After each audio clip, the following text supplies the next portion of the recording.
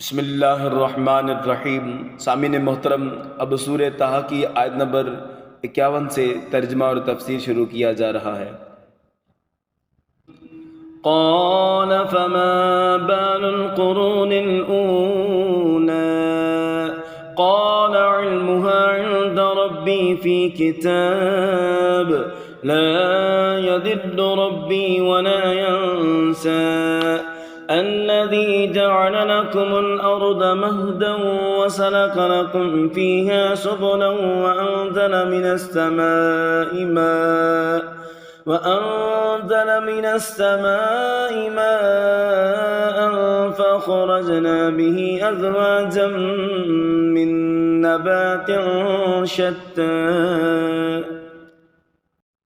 قال فما بال القرون الأولى، فرعون کہنے لگا کہ اے موسیٰ، فما بال القرون الاولیٰ، جو قومیں گزر گئی ہیں، پہلی جو قومیں تھیں ان کا کیا حال ہوا؟ یعنی قوم سمود، قوم عاد وغیرہ، یہ بھی لوگ تو بتوں کی پیروی کرتے تھے، بتوں کو خدا مانتے تھے۔ یہ وہ لوگ تھے جو مرنے کے بعد دوبارہ زندہ کیے جانے کے منکرین تھے۔ ان کے ساتھ کیا ہوا؟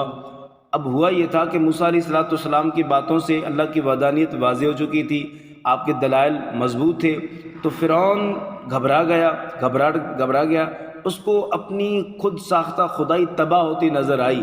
تو موسیٰ علیہ السلام کی توجہ بدلنے کے لیے جناب سیدنا موسیٰ علیہ السلام کو دوسری باتوں میں فرعون الجھانے لگا، کہ کہنے لگا کہ پچھلی قوموں کا کیا حال ہوا۔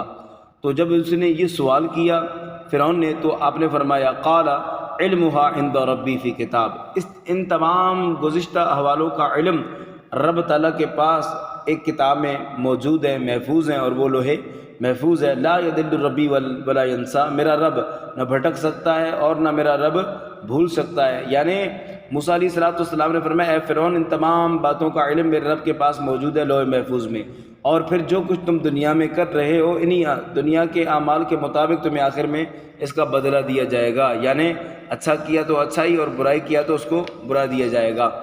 الذی جعل لکم الارض مہدا، اللہ وہ ہے کہ جس نے تمہاری لیے زمین کو بچھونا بنایا، وسلک لکم فیہا سبلا، پھر اسی میں زمین میں رب تعالیٰ نے جو ہے راستے آسان کر دیے انسانوں کے لیے۔ وانزل من السماء ماء، پھر اللہ فرماتا ہے ہم نے آسمان سے جو ہے پانی نازل کیا، فاخرجنا به ازواجا من نبات شتى، کہ پھر اس بارش کے پانی کے ذریعے، اس آسمان کے پانی کے ذریعے ہم نے اس سے مختلف قسم کے نباتات کے جوڑے نکالے۔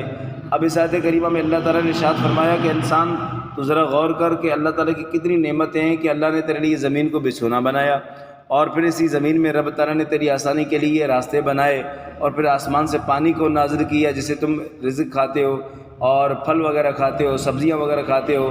تو یہ سب اللہ تعالیٰ کی جانب سے عطا کردہ نعمتیں ہیں، اور اللہ تعالیٰ نے مختلف قسم کے نباتات کے جوڑے نکالے ہیں۔ تو یہ بھی اللہ کی مخلوق ہے، اور اللہ تعالیٰ ہر چیز پر قادر ہے، جو چاہتا ہے وہ ہو کر رہتا ہے۔ کیوں؟ اللہ کے سامنے کوئی چیز مخفی نہیں ہے، اللہ سے کوئی چیز پوشیدہ نہیں ہے۔